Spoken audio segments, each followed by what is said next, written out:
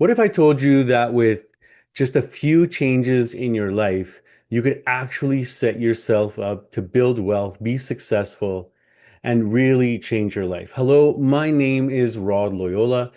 This is Smart Money Moves with me, Rod Loyola. And of course, we are going to be talking about budgeting today.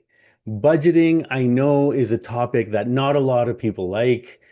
Nobody likes to go over spreadsheets, but we have to do it if we want to be able to manage our money effectively. And so there's some people who are type A's. They love being able to get into this stuff and write into their Excel sheets and track everything that they need to track. But others are not so into it. And I get that. So I used to be one of those people. I used to be one of those people that didn't like spreadsheets. And when it came to money, I didn't have a clear understanding of money in and money out.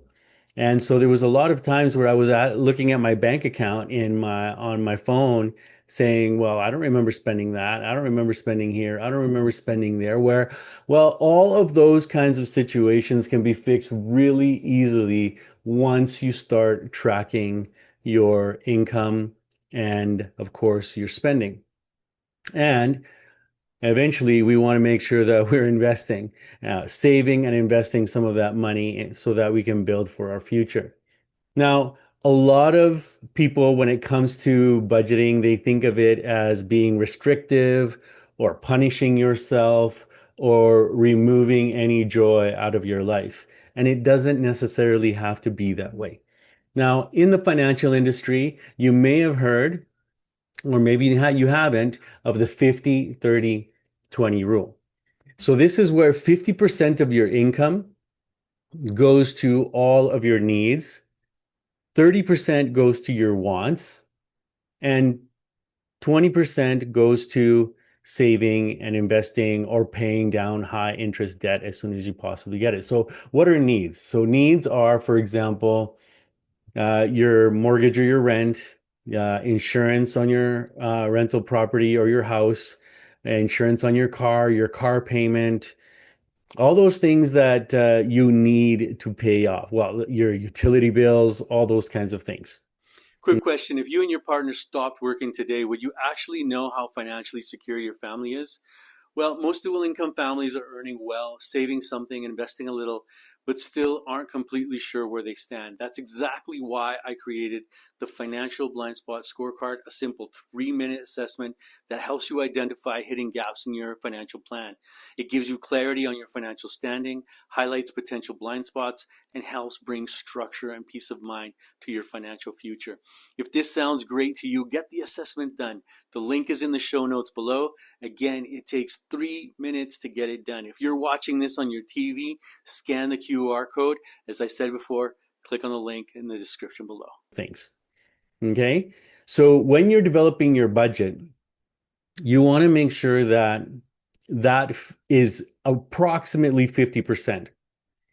If it's not 50% of your budget and it's much over, well, we're going to have to figure out how to make some cuts. Now, in today's economic reality, yes, I get it. There's lots of people that are spending way more than 50% on their needs. And so this is where we have to ask ourselves one of the first limiting belief questions that is absolutely necessary in order to change the trajectory of our future. And that is, what are the things that I am identifying as needs? Of course, everybody needs food to live, the utilities, all that kind of stuff. You want to pay for your home. I get it. Yeah, rents are going up. And so there's two ways to tackle this question. Well, there's either can I reduce what I'm spending on my needs? And sometimes this works, sometimes it doesn't. I get it. Some people have told me, some of my clients have told me, look, I've tried calling the utility company and getting a better deal, and they've refused to budge. Well, you may have gotten somebody that's really difficult to deal with that day when you called. So I wouldn't just throw that out. I would try to do it one more time, or at the very least two more times, seeing if you get a different person. Unfortunately, in today's day and age, you have people that you call up and they're not very helpful. They're not willing to work with you in order to help you meet your budget demands. But from time to time, you may get somebody on the line that is going to be more willing to look into what your situation is and see how they can help you out, and then actually reduce the amount that you're paying for your utility. And all of this is responsibility on us as individuals in the market. We need to look into these things. And of course, there are government offices that can actually help with this. And so I recommend to you that you get that information and you start looking at ways of reducing your utility bills. The other thing too is being more conscious about how you're spending at the grocery store. I get it. Just the other day, my wife and I, we went into the supermarket and we walked out with two bags and we ended up having to pay almost $200. That's it. And it seems daunting. It just is, it's really, yeah, it's really overwhelming is what it is. And so it's important that we look into these things. We can't just um, my what I would say to you is don't just let yourself go with this. Really try to hone in how you can reduce a lot of those costs and try to give it the attention you need. I get it. Sometimes you can spend an entire day fighting with your cell phone company over how much they're charging you. But once you're done and you've been able to reduce the amount that you're paying, and finding the right plan for you where you can still do all the things that you want to, but still make sure that you've reduced how much you're paying. That is a win. That is a huge win. And I know it takes time, but it is worth it at the end of the day. So now moving on to the wants. What are the wants? So these are more kind of luxury items. Of course, going out to the movies, going out for dinner from time to time with friends or your spouse or whatever your scenario is, and spending a little bit of money on things for the here and now to enjoy your life now, right? No one is saying that having a budget, you have to restrict yourself completely so that you don't have fun anymore. That's not what it's about. So you just have to have controlled spending on what those things are. And later on in the video, I'm going to get into a strategy that we can use of using different bank accounts in order to control that more effectively. But for right now, I want to get through this 50-30-20 rule. Now, that last 20%, it's really effective if you have that money come automatically off of your paycheck as soon as it's deposited in the bank. As soon as it's deposited, auto pay 20% of your income, just put it towards another savings account. And at that point, then you can decide how you're going to invest it. Or like I said before, you may need to pay off high interest debt. And so you're using that money to pay down your debt. That's going to be for another video on debt management, which I will get into uh, in another video as I just finished saying. So what are the outcomes of this session? Well, we're going to learn how to manage income more wisely, how you can spend more consciously, how you can reduce the financial stress that you are having, and then, of course, saving with intention. I tell so many of my clients that, they come to see me, and the first question I ask them is, okay, well, what are you saving this money for? Or what are you investing this money for? And a lot of them will, well, I'm just investing it. I was told that I have to invest, so I'm investing it. Money is better saved, invested when you have intention behind it, when you have a goal for it. Now, I know that there's a lot of people out there that are offering financial advice or financial services even, and individuals will begin by focusing on a product, whether it's life insurance or a tax-free savings account or trying to open up an RRSP. But let me tell you that as a financial advisor, this is never my go-to first step. My first go-to step is actually sitting down with my clients in our first discovery meeting and asking them what their goals are for their life. Because that's really what we're after. We're after what is the intention that you have. For example, And that's why, when you connect with financial advisors, it's not a one size fits all. Yes, we can tell you, okay, you can invest in this and this and this, and this is going to be able to produce you money. But what my real interest is at the beginning of the day, when I sit down with a client, is asking them what their goals are. Okay, what do you want to do for the rest of your life? When do you want to retire? A lot of people are wanting to retire a lot earlier now. And especially my younger clients, I tell them, yeah, you can retire at 55 if we set yourself up right now for that particular goal. Other people want to buy that nice luxury car that they've always wanted throughout their life. And so, it really goes back to your childhood, even. In your childhood, you were most likely restricted of certain things, depending on the economic reality that your parents lived. So, a lot of people I find, for example, they always wanted a nice big house or a nice shiny car, and there's nothing wrong with that. That's perfectly fine. Those are all legitimate reasons for wanting to save, invest money, and eventually buy yourself whatever that luxury item is. If that's going to make you feel happy, then that's what you should work for. But it's important to have that clear in mind when you start saving and investing money for the future. So we've gone over the 50-30-20 rule. Of course, it's not going to match up completely to actually 50%, but what we're trying to get to is as close as we possibly can to the 50-30-20 rule so that we can then begin having a better understanding of how we can put money away and not pay for our needs and at the same time live life as beneficially as we can for the current time, while of course saving for the future. I'm sure you've heard the saying goes, pay yourself first. This is for paying yourself for your future self so that you can do things like retire early, buy that dream home, or even that luxury car that you've always wanted, or whatever the case may be. So let's talk about why budgeting matters so much. And I want to tell you a little bit about the Patel family. So the Patel family, they immigrated to Canada. They came looking for a better life for them and their children. And of course, their income looked fine on paper.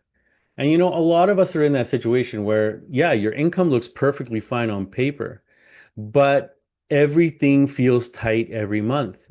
And so, for example, Raj was saying, well, we make money, but it disappears so quickly. So what's the lesson here? So, and obviously this is extremely common, right? Lots of people experience this where, they're actually making pretty good money, but they just feel like it disappears from their bank account so quickly. And especially if you have like your bills on auto pay and things like that. But financial stress usually comes from being really uncertain about your budget, about how your income is then being transferred out, not knowing exactly where your money is going, and not knowing if you're on track. On that particular note, one of the it's not one of the most expensive things that we have, but it's neither the most economical. But for example, even your car insurance, this is one recommendation that I make to all my clients is that if you don't have a broker that's helping you with your car insurance and your home insurance, this is something that I would highly recommend, or that you spend the time doing it yourself, is shopping around for insurance. A lot of the times and especially in the last 3 years or 4 years, for example, I've had my car insurance with a particular company. And only recently I started thinking about, okay, well, I've been with that company for quite a while, and they have raised my insurance significantly over the last 4 years. And so I'm asking myself, is it time now to start delving into if there's other companies out there that can do better for me? And so, yeah, I've contacted a broker. We're sitting down. This is going to be one of the ways that I'll be able to reduce one of my expenses so that I can be putting more money into investing into the future. So getting back to our Patel family, it's not knowing if they're actually on track for what their goals are. And this is where a lot of people have that uncertainty. So when you budget, that actually equals more awareness. And without a plan, you're actually reacting to expenses rather than with the budget, you're actually planning for them. You know exactly when things are coming out. You know exactly where the money is going. You can, and let me tell you, after doing 3 months of tracking your expenses, after that, you don't really have to like be on it day after day. You can be on it like every week or so just to make sure you're following up. But now you have a really good understanding of when money is coming out for certain things, what needs to be paid. And so okay, when I get paid, this is what's going to be coming out of the bank account for this particular pay period. Let's say if you're paid bi-monthly. So you know what's coming out of the bank account at that time. So when we begin to budget, we begin to avoid unnecessary debt. Oh boy, this is a big one. So when you know how much money you have and how much you need to budget for, then you can give yourself a budget for certain things like buying clothes. This is one of the big ones for a lot of people. Now, I'm not the most fashionable person. I'm just like a pretty, general kind of guy when it comes to the clothes that I wear. I don't spend a lot of money, but regardless, from time to time, there's something that I really like, and I want to go out and spend on whatever, like a nice shirt, like a nice button shirt or something like that. Or we could be in the mall with my wife, and we decide that I accompany her, and she likes to go shopping. I'm not a big shopper myself, but from time to time, I'm with her, and I see something that I like. And now when that I'm have a better understanding of what my budget is for clothing, I can say, okay, well, this month I have this much money, which I've allocated to buying clothes. And you know what? If I'm going to decide that I'm going to spend the full 150 on one item, I can do that. I'm not holding myself back. I work hard. Why not buy what I want for when I see what I like? And so I can buy that one shirt out for that one month and be like, okay, that's it. That's it for this month. I'm done because I know what my budget is for clothing. Other months I'd be like, okay, well, I'm just gonna go buy really generic things that like I'll find them at sale at Winners or wherever it happens to be, Marshalls or whatever the case may be, where I go buy clothes on a budget. So you can all do the same thing is so that you move from uh, unexpected or not knowing where the money is going to knowing exactly where every penny is going and how much you can instead of putting things on a credit like you can still put it on the credit card but don't go into debt on the credit card and making sure that the balance carries over to the next month. So you know that you have a certain budget for clothing in this example. You put it on the credit card, but then you go and you immediately pay off that or pay it off by the end of the month so that it doesn't start charging you interest. And so by doing it this way, we avoid unnecessary debt. Now, this also helps prepare for unexpected costs.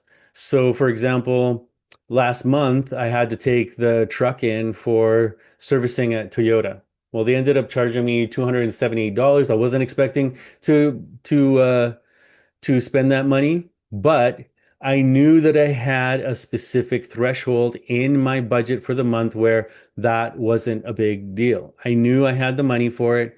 Yeah, I have a category for miscellaneous expenses, and I knew that I had the money for it, so I wasn't sweating it, right? It was like, no worries, pay it, pay it. And so, like this, we move steadily towards our financial goals because now, from the outset, we know that we're saving a certain amount of money. Now, at the beginning, if you're having trouble balancing the 50-30-20 rule, don't let this stop you.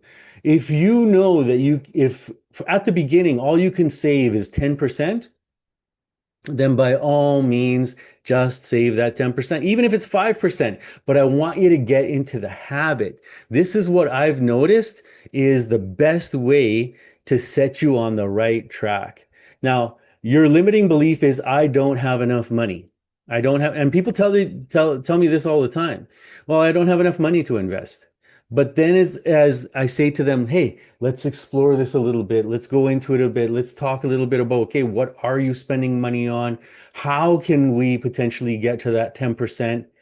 And then believe it or not, once you start doing it, once you start saving that 10%, then it becomes almost like a game for you. You're like, oh man, I did 10%. I'm pretty sure I could do 14. And then 14 becomes 16. 16 becomes 20. And like that, then you end up being like, okay, well, if I curb a little bit on my wants, I can even save 22% or 24% of my income and start. And so this is the kind of habit that we want to begin generating in our lives that I'm sure that many of you have heard of the book Atomic Habits. If you haven't, it's a great book. Check it out, where we build our habits one on top of another so that we're changing our lives in really effective ways. This would be a perfect example of an atomic habit that you can create for yourself by simply thinking to yourself every month when you get that paycheck, okay, what am I going to do with this paycheck? Well, I know I want to pay myself first for the future. And so you go ahead and you do that. So I want to give you an example of the Gonzalez family that I was working with. Maria, she worked over at I believe it was Costco, and so when we sat down with each other, Maria was really worried about the future because she saw that both her and Luis were working really hard, and they weren't saving anything for the future, and they knew that they didn't want to be doing what they were doing forever, and so eventually they wanted to retire. So uh, Maria was more focused on the future, but her husband Luis was more worried on the now. And that's kind of like me, and my wife. We want to um, she's more concerned about the future. I'm more, hey, let's go have fun. Except when it comes to travel, right? Tamara just loves to travel. She loves to have a good time. And when we do go out on a trip, we she wants to make sure that we stay at really cool places, and so we have a habit of just finding like really intriguing places to stay for accommodation when we do travel. And that's one of her things, is that she likes looking into those kinds of things and making sure that we stay at cool places, not just, it's not about expensive or economic. We try to find somewhere in the middle, but it's something that we really love to do. But regardless, getting back to Maria and Luis, well, guess what? They were always arguing about this. It was always something that was kind of like this albatross around Maria's neck, that every time she would bring up the future, Luis would be like, "Oh, come on, like we are living now. We want to make sure." And you know what? Neither of them are wrong. This is what I want to get out to many of you, is that we live life and we work. I'm sure many of you have heard that saying. You work so that you can live. You don't live to work.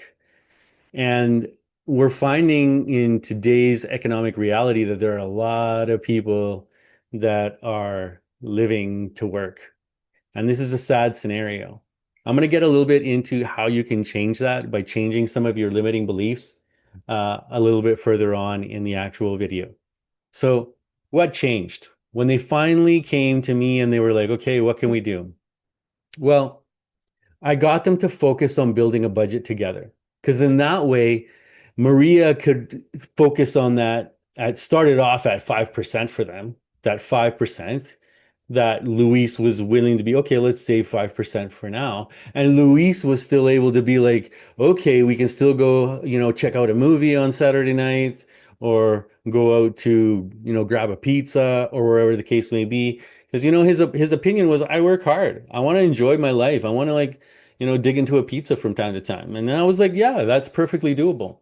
So then what ended up happening is that by putting things on paper, the budget became neutral. They saw that they could do both things, and they didn't have to be fighting about this. It was just about good money management.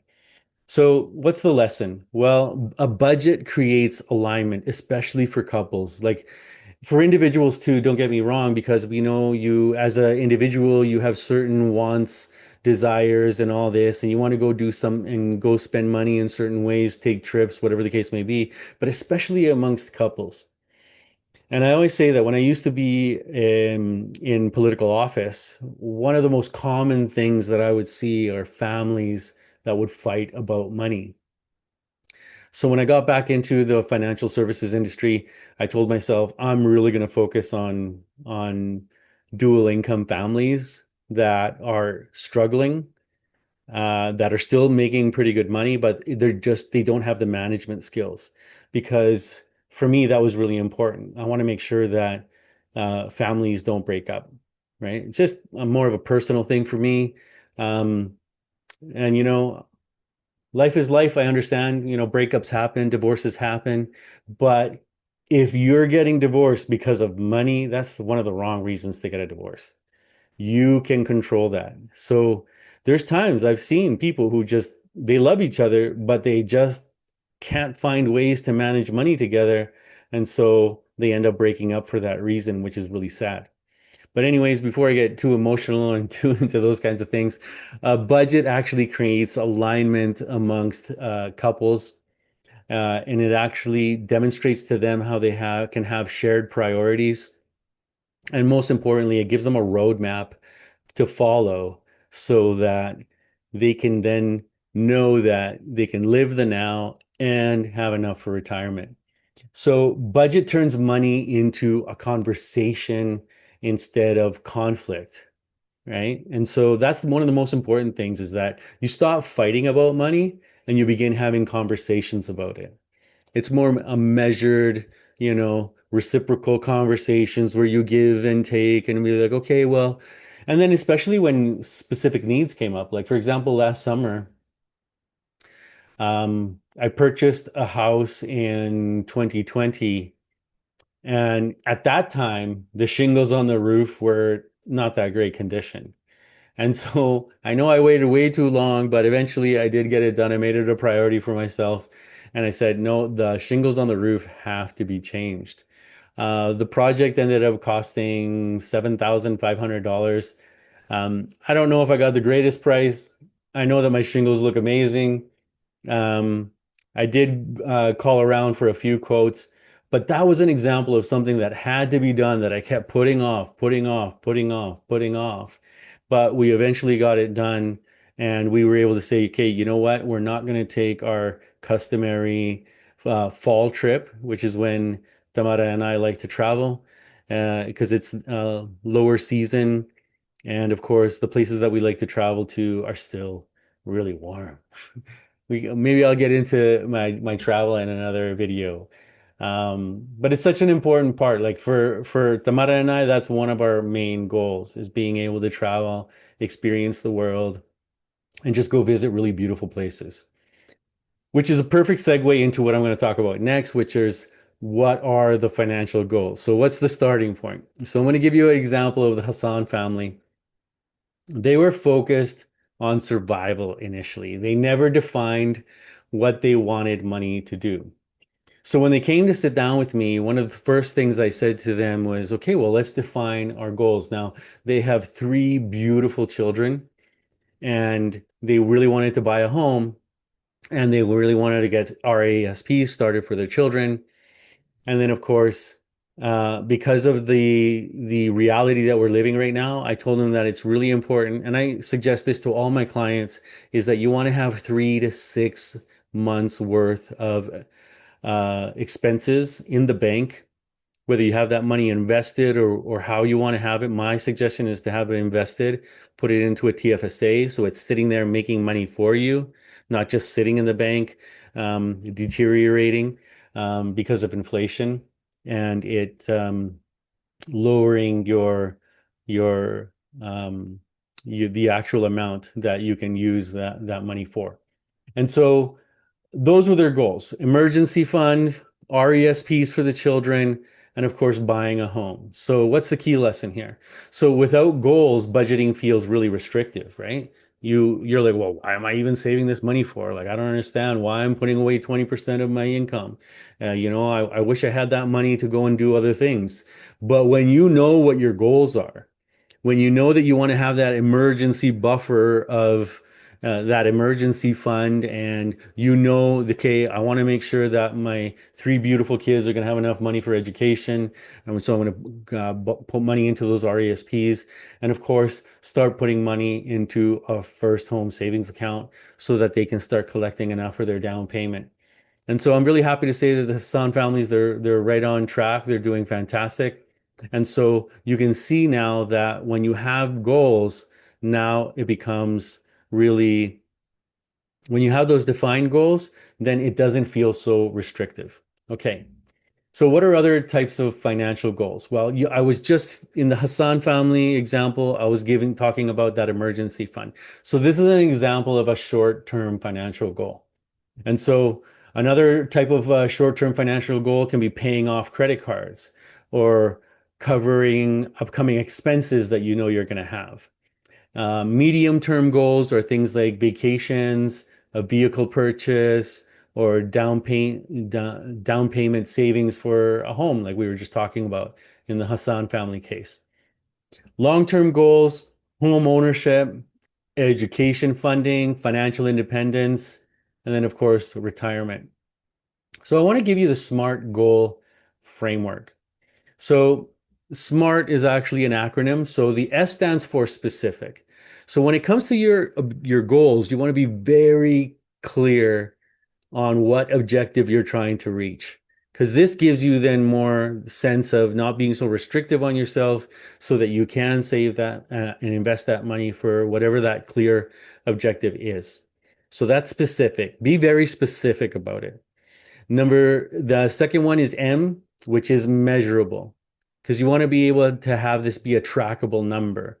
So, of course, for example, for your first home savings account, that full 20%, you can put all of that into that first home savings account. Make sure it's invested, right? So that that money is actually growing as well. So perhaps I'm going to get into this and into another video where I talk more specifically about investing. But a first home savings account, an RRSP, a TFSA, all these, think of them as containers. They're not the actual investment themselves, okay? And for people who know a lot about this subject, it may seem really trite that I'm talking about these things being containers, but a lot of people don't understand, and I've actually encountered this with families when they come to see me, is that, oh yeah, well, I have money I'm investing money in a TFSA. I'm like, okay, so what is that money being invested in? Well, it's in the TFSA. And I tell them, well, look, this is just a container. It's not the actual investment. And so it's really sad that, or maybe it was explained to them. I'm not sure. I don't want to judge other people. That's not what I'm here to do.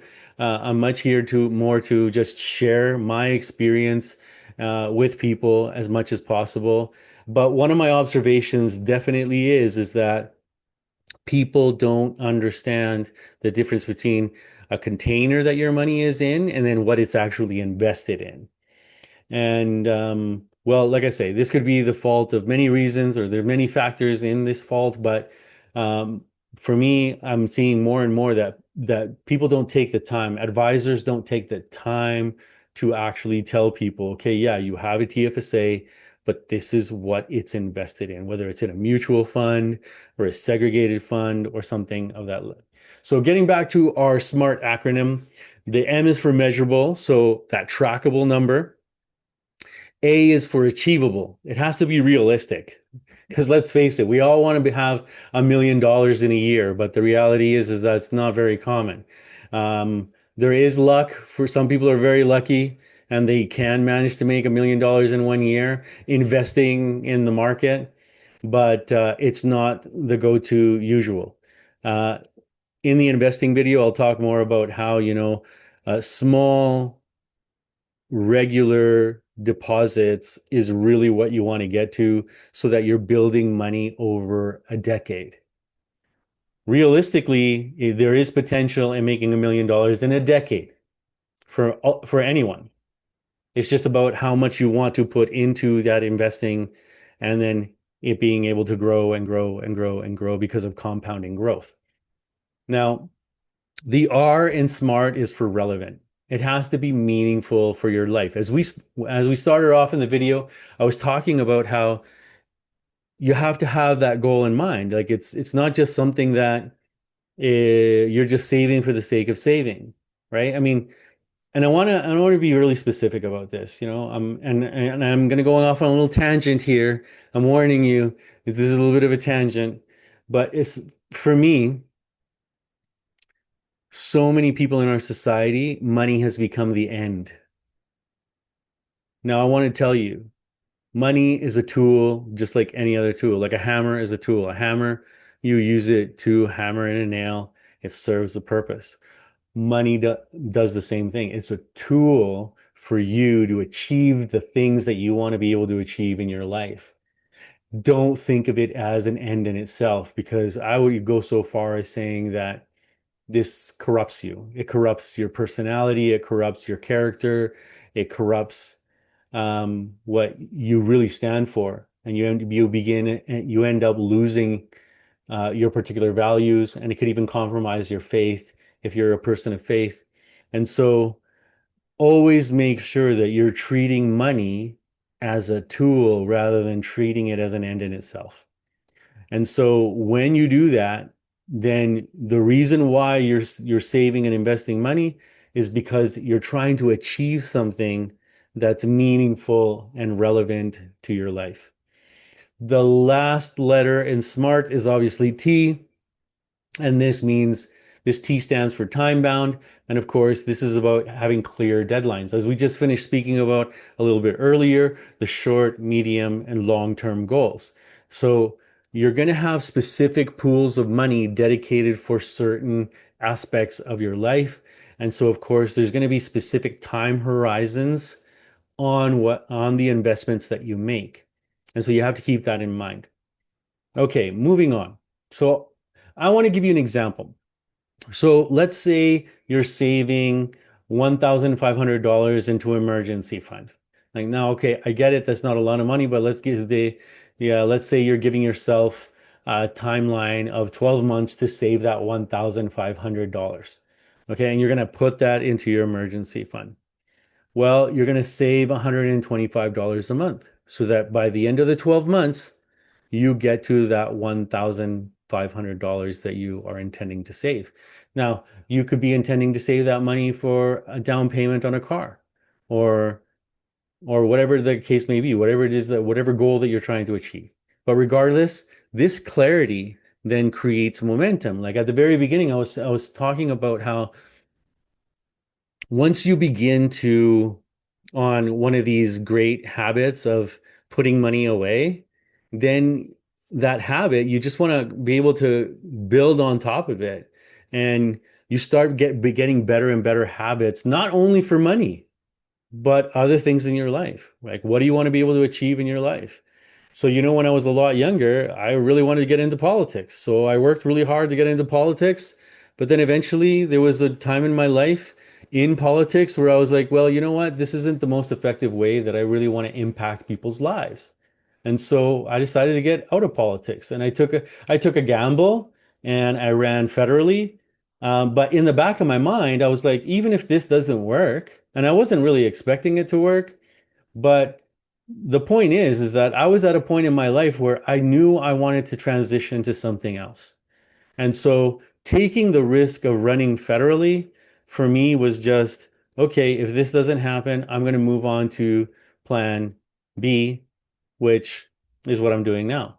And sincerely, from the bottom of my heart, like from who I am as a person, many people who know me, not just know me on social media, I'm talking about people who know me. They know that my true desire is that I'm very passionate about helping people. Always have been, always will be. That's my reason for living. It's because I'm a person of faith. I believe that I'm called to serve the Creator's creation. This is how I believe of myself. And so a lot of people have like a lot of people discriminate people because they assume that, well, if you're in the financial industry, you must be a really greedy person and all you want to do is make money. Not necessarily. If your true goal is helping people so that they don't have to struggle due to money, and you want them to have more money and more freedom, to do the things that they want, then again, it becomes a whole different scenario now. Why I do what I do doesn't make me a capitalist. It doesn't make me someone who's greedy. No, I still have my ideals, who I am, what I stand for, and what I believe. But what I am most focused on is making sure that people don't have to struggle because of money, because there are ways that you can make small changes, which is what I said at the beginning of the video. You can make small changes in your life that make it so that you don't have to struggle paycheck to paycheck. Quick Now, question. If you and your partner stopped working today, would you actually know how financially secure your family is? Well, most dual income families are earning well, saving something, investing a little, but still aren't completely sure where they stand. That's exactly why I created the Financial Blindspot Scorecard, a simple 3-minute assessment that helps you identify hidden gaps in your financial plan. It gives you clarity on your financial standing, highlights potential blind spots, and helps bring structure and peace of mind to your financial future. If this sounds great to you, get the assessment done. The link is in the show notes below. Again, it takes 3 minutes to get it done. If you're watching this on your TV, scan the QR code. As I said before, click on the link in the description below.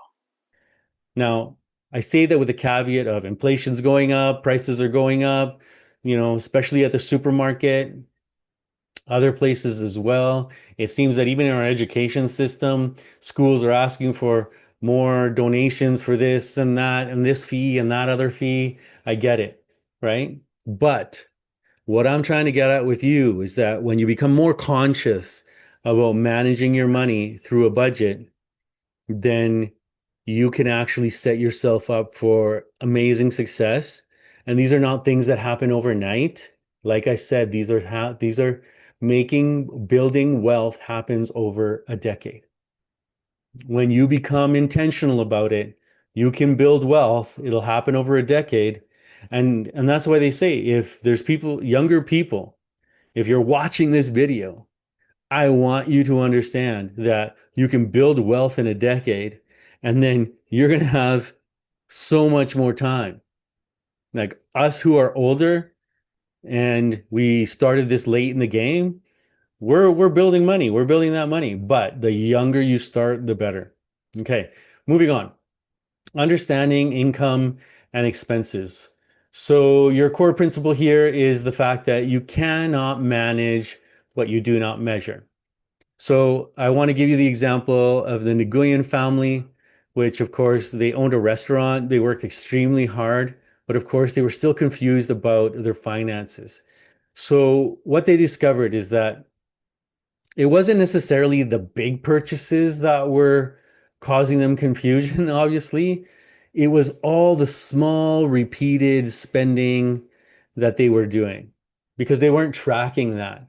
And this is so easy. Like, for example, you see how much income you have, you know what your bank balance is. And then, for example, you'll spend an entire weekend going out shopping and doing this and going for coffee and perhaps going for dinner or you go see a show and then you check your bank account on the Monday or the Tuesday and you're like, "Oh my God, where did $1,000 go?" Well, because it's so easy when you're doing these small little repeated spending that you don't actually, I don't know, you just don't register it, right?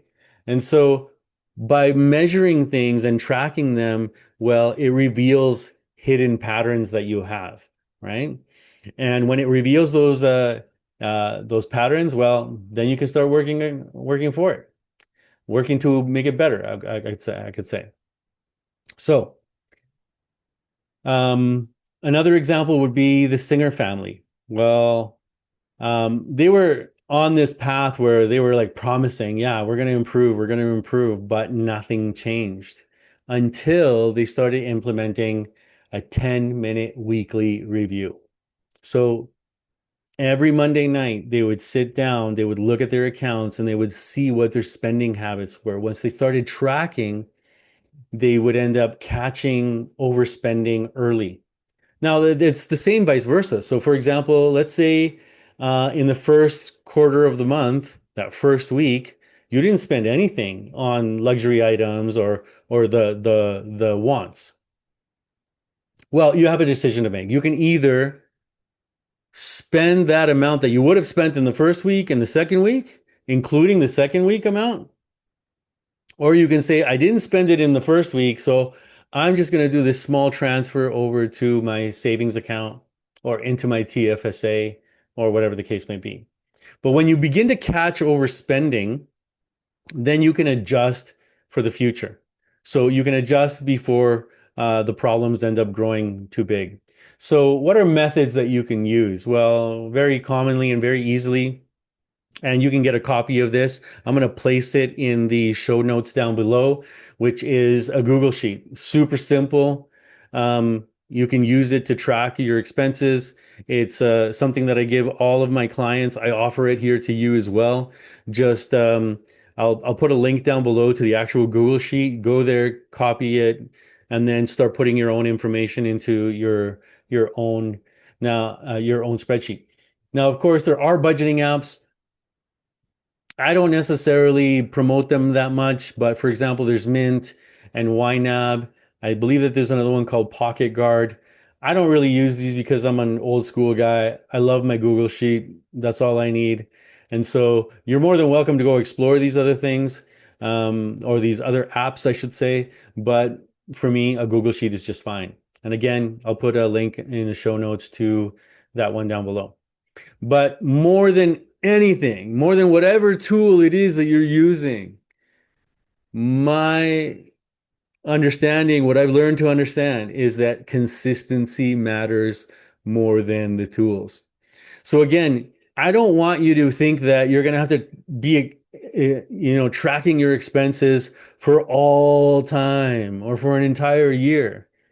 What I suggest to my clients is minimum 2 months. Better if you can do it for three, because that gives you a sense of over an entire quarter of the year about what your spending habits are.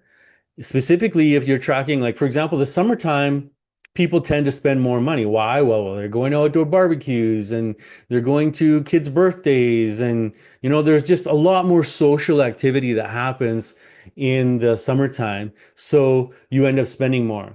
Not only just, because usually you're commuting back and forth from work, but in the summertime, okay, well, you do like a little excursion out to the lake or whatever the case may be. So you end up spending more on gas and things like this. But regardless of the fact, consistency matters more than the tools. So that my recommendation is that just track it for 3 months, build the habits, catch those examples of where you're overspending or what are those small habits that you have.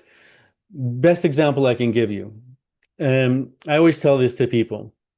If you're in a situation where you're trying to pay off high interest debt and you're getting a coffee at Timmy's or wherever it is that you're getting your coffee from, and you're doing that daily, well, guess what? All that money could be going to pay down that high interest debt. And I get it. You're not trying to restrict yourself from having a coffee every day, but you know what? Make that coffee at home just for a year. Just for a year. Make that coffee at home. And then maybe once a week or something, go grab a coffee outside. Now, if you know you're going to be out of the house more than 8 hours, take something to eat with you. Okay? Especially if you're trying to pay off high interest debt. This is one of my recommendations to you. Do not spend money on food outside of the home because they know they're going to charge you a premium on that food. And it's money that would be better spent on paying off high interest debt rather than, buying that sandwich that isn't really that tasty even. And you, you really don't like it. So with just 5 minutes of preparation, you can prepare yourself a sandwich at home, take that with you if you know you're going to be out of the house more than 8 hours or 5 hours, whatever it is what is your habit of eating. That's completely independent, or it's individual. And so I'm not here to tell you when you have to eat, but what I really want to get at is if you're trying to pay down high interest debt, these are some of the things that you need to do. Curb your spending. Now, I want to tell you about one of the best kept secrets in finance. And it's not as if this is being disclosed because if you read any financial coach or or consultant, for anybody, they're going to share this with you. And this is the two bank account system. I use this religiously. It's the best way to kind of control and measure your spending. So, what am I talking about here? So, you have account number one. Okay, account number one. In this account, you're going to have you're going to be paying out of that account all of your needs. Okay, so your rent, your mortgage, whichever the two you're doing, the bills that you have, your insurance, and then of course, what's really great about this approach is that because you're paying all those types of things through that first account, you don't need a debit card for that account. So just go and cut that debit card right in half because you're never going to use that if you adopt this approach. You are going to have that account and you're going to pay everything electronically online or whatever habit it is that you have. That's the easiest way. And so then, of course, you're going to want a second account. You can have that at a different branch, wherever it is that you want to do your banking, but open up that second account. And that's going to be your wants account. Now, you can make it so that when your income comes in to that first account, automatically you are taking that 30% and you're putting it in that second account. Now, that becomes your wants account.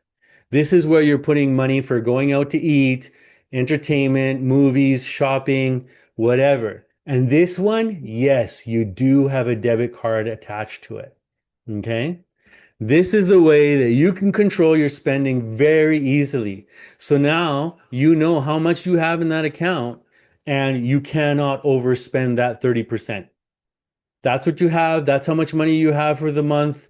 You know, I cannot spend more than what is in that account. And then instead of looking at your first or general account, I'll call it, you're only looking at your wants account. That's the one that you can say, well, can I afford? Do I really want to spend money on this coffee? Or do I want to go out to dinner later on in the week with my wife or my spouse? Right? So you begin asking yourself these questions now when you're out there wanting to spend money. You start being more intentional about how you want to spend that wants amount. And so, we're like, no, I want to actually, you know what? Whatever it is that you do, you're going to go out and hang out with friends and you're going to go grab a pizza at a restaurant or whatever. And you're like, okay, no, I know that that's my plan.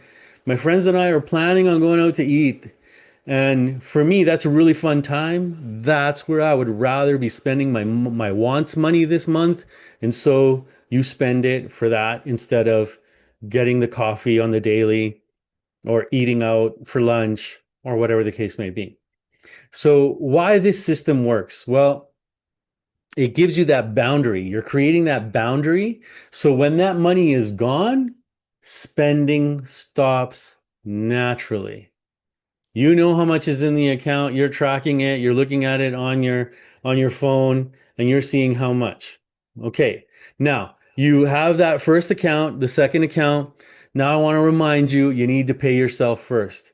This happens through that automatic savings transfers and my suggestion is you need to automate this because this removes all the emotion out of it. It removes the willpower. Because trust me, I've been there. I've been like, you know what? This month I'm only going to transfer 20%. Or this month I'm only going to transfer 10%. No, no, no, no. When you set it up for automatic withdrawal to that savings account, which eventually will go to a TFSA or into your RRSP or whatever the case may be, it removes that whole emotional thing, that willpower. Do I really want to do this? And more importantly, it creates consistency so that that money ends up being invested and it's working for you. And like I said, this is not an overnight plan. This is the decade plan, ladies and gentlemen, right? This is the plan so that you can make that wealth out in about 10 years. Okay. So obviously, for some people, depending on their faith and what their values are, you can have high interest savings account. But of course, as you heard me mention many times throughout the video, get yourself a TFSA. And of course, You can also have your emergency fund in your TFSA. Of course, the emergency fund is 3 to 6 months of expenses. So just calculate whatever your expenses are, that needs column, whatever it is, calculate what that is. So if it's 3,000 a month, 4,000 a month, 5,500, I know some clients even $7,000 a month is what they spend. And so I tell them, keep that money apart, build your emergency fund, and at the same time, invest it, right? So for example, if your monthly expenses are 5,000, well, you want to have 15 to 30K in the bank. Okay.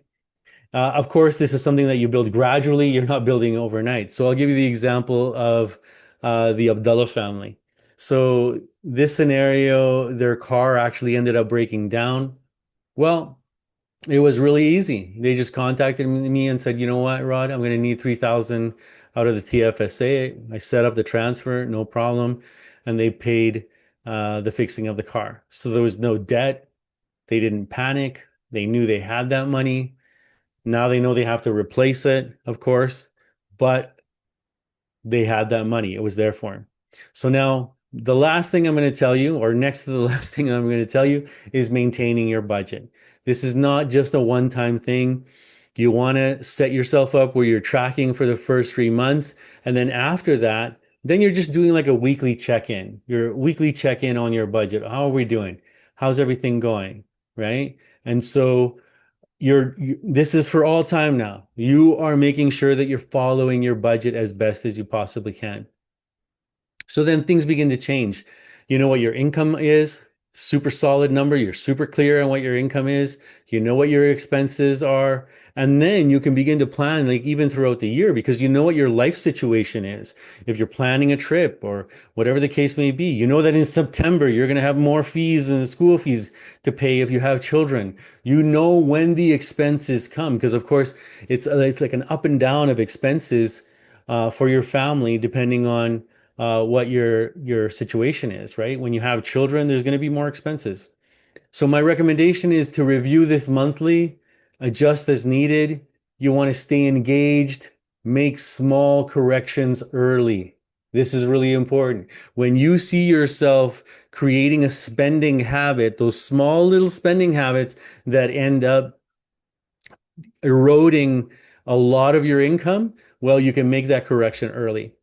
So I want to leave you with the fact that budgeting is really an act of self-respect. This is what I believe.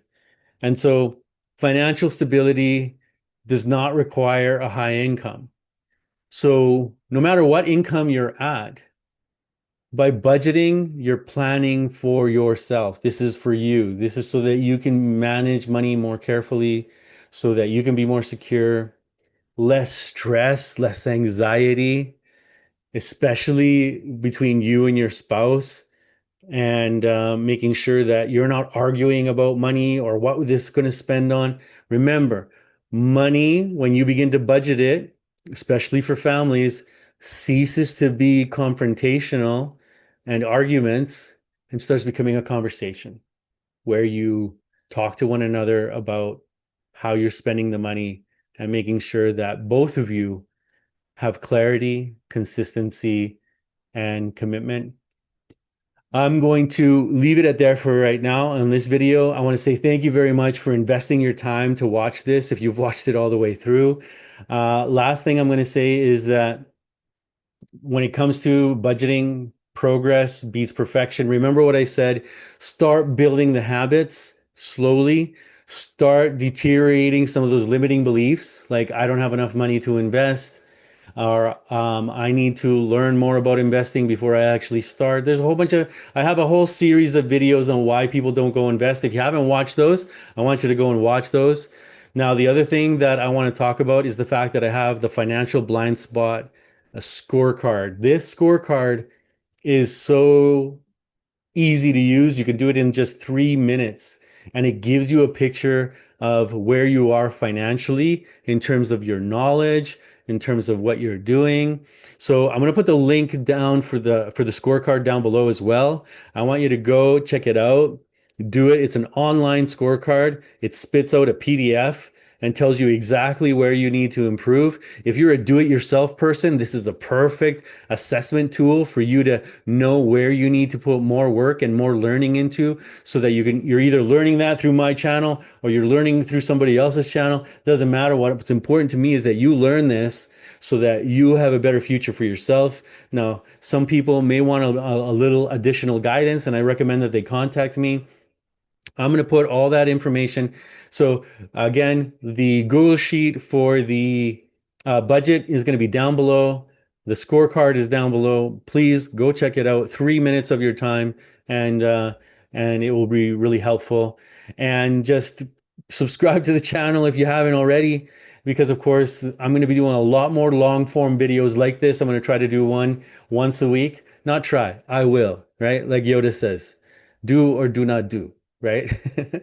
So if well, those that tells you how old I am, by the way. Anyways, I'm going to do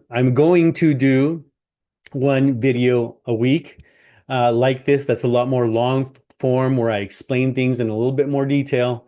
And I want to encourage you to down below ask me any questions that you think I didn't cover or that you want more information about. I'm doing this for you. I'm not here to gatekeep when it comes to financial services and the financial services industry. I truly want people to learn how to manage their money. And I'm going to finish on this note. So many of us are taught not to talk about money. Like talking about money is rude. And obviously, you're not going to go out and ask people how much they make because I mean, that's what I was taught was rude. Okay, how much money do you make? As if that's like a symbol of status, right? Or it tells me your value. No, no, no. I'm not talking about that. But if you're running a household, all the more reason to learn more about money. And we can't learn more about money unless we start talking more about money. And so I'm not telling you to go out and ask people how much they earn. I'm asking you, have conversations, casual conversations with your friends and the people that you love and the people that are of value to you, and ask them about what habits they have when it comes to money, or share the ones that you're developing right now, because people always need guidance. So whether you're giving that to them because you're on the learning process and you're learning how to manage your money better, you can then pass on those good habits to them, the education that you're gaining. Obviously, you don't want to sell it as, oh, this is the best financial advice I could possibly give you. No, you're just saying, this is what I've learned about habits regarding money, and I want to pass it on to you because it could be of benefit to you. And let's start having more casual conversations about building wealth, especially in our communities. Let's talk about making money, saving money, building wealth, and so that this doesn't become such a taboo subject and more, what I would say, working class people can get to that point, right? Especially if you're in the trades, you're making a lot of money. And so I want to see people building wealth over long term so that they can eventually pass that wealth on to their children. Subject for another video. But thank you so much for joining me today. I really appreciate it. And I look forward to seeing you in the next video.